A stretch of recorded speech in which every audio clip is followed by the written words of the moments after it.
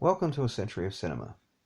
Today I will be exploring my favourite films of 1968. First up, The Heart is a Lonely Hunter, based on the novel by Carson McCullers. Alan Arkin stars as John Singer, a deaf-mute man who boards with the Kelly family, displeasing teenage daughter Mick, Sondra Locke on debut, since the room used to be hers. Singer is there to be near his mentally challenged friend Spiros, who is institutionalized nearby. Singer also befriends a drunk named Jake, Stacy Keach, and an embittered black doctor, Dr. Copeland. And even Mick warms to him when he encourages her love of classical music.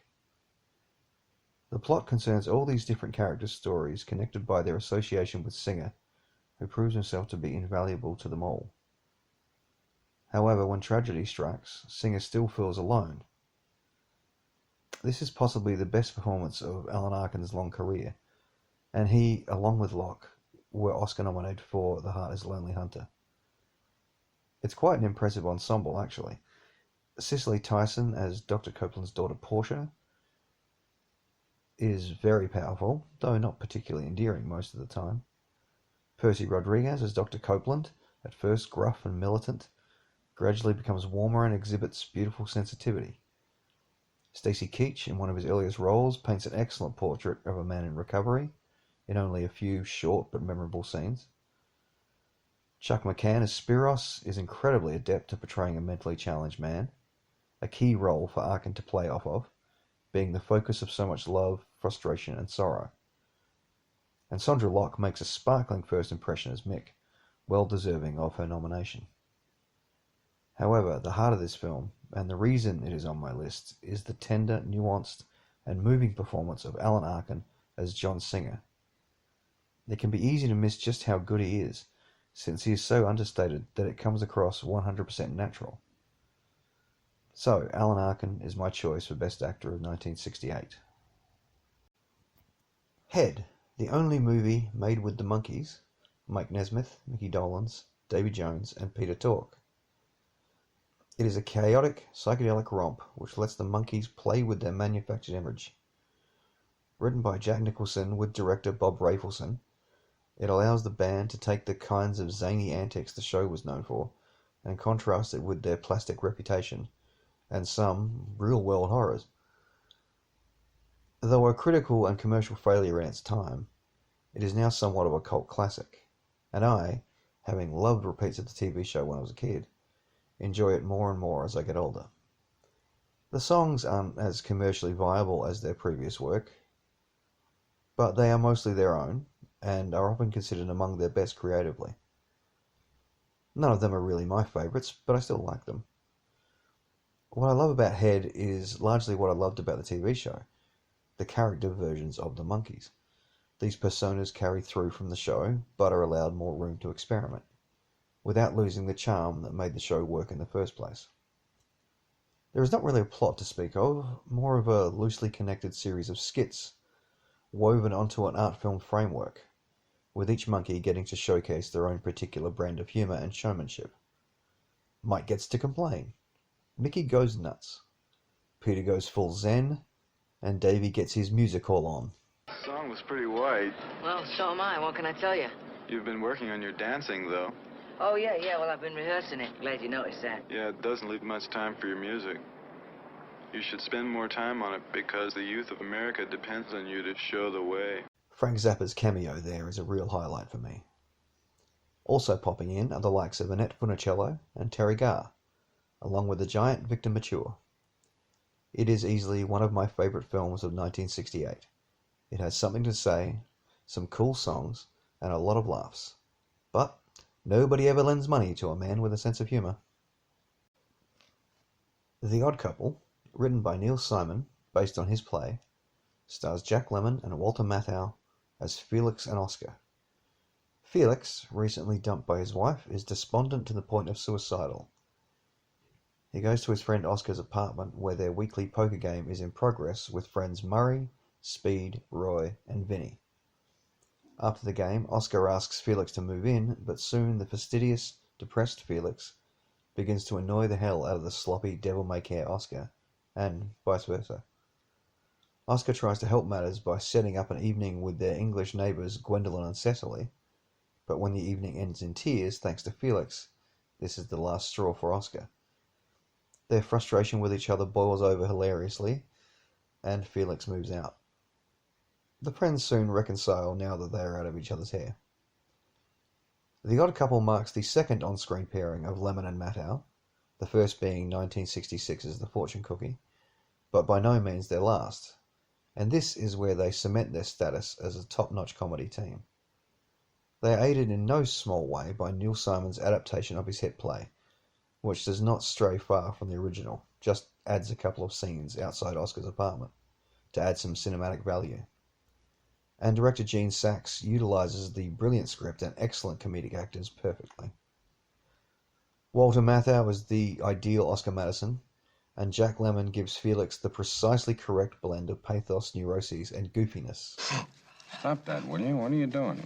I'm trying to clear up my ears. You create a pressure inside your head, it opens up the eustachian tube.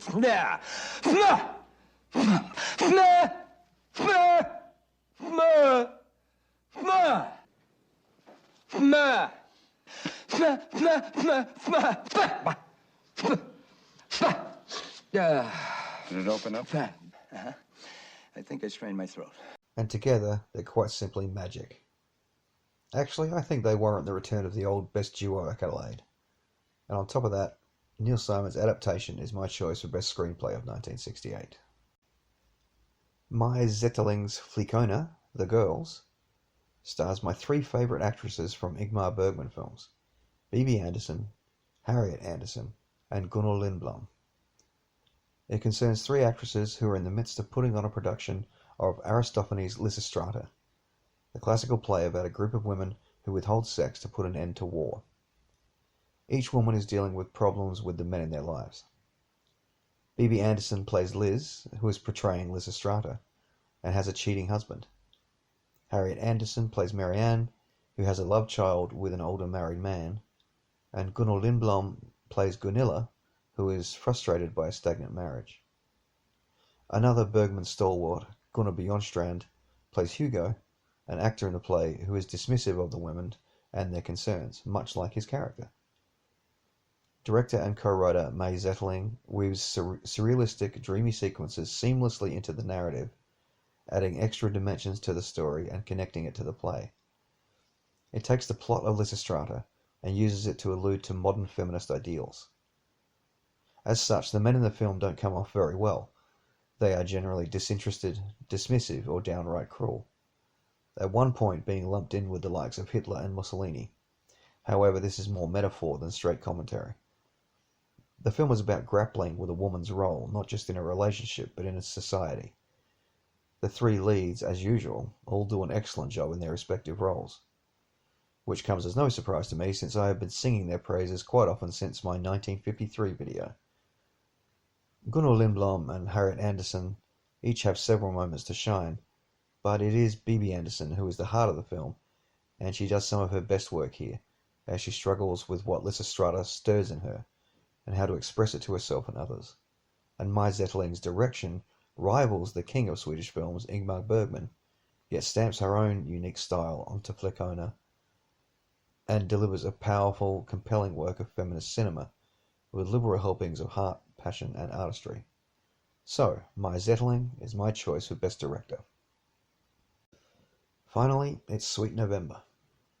Sandy Dennis stars as Sarah, an unusual young woman who meets straight-laced businessman Charlie, Anthony Newley.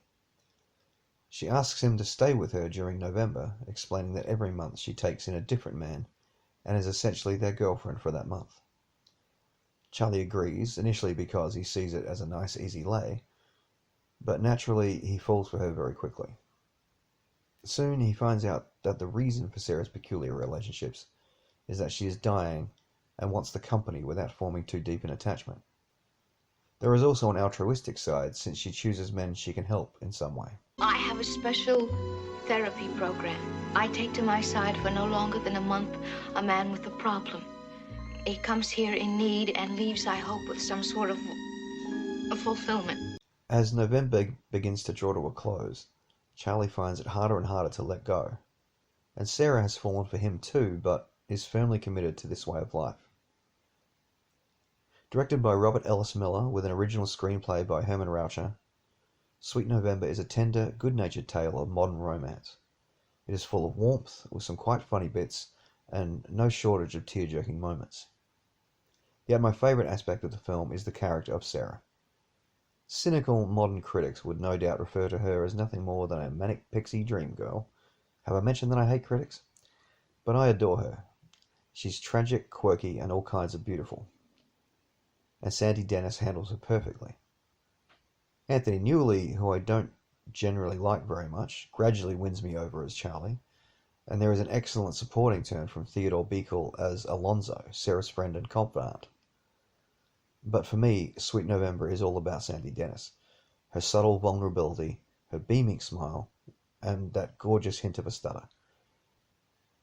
The movie absolutely depends on the audience loving her, and Sandy Dennis is lovable as hell. Plus, her performance is flawless, completely inhabiting Sarah in every frame. So yeah, Sandy Dennis is my choice for Best Actress. And because I just love this movie so damn much, Sweet November is my best picture of 1968. Join me next time on A Century of Cinema, when I will be discussing my favourite films of 1969. Now go watch a movie.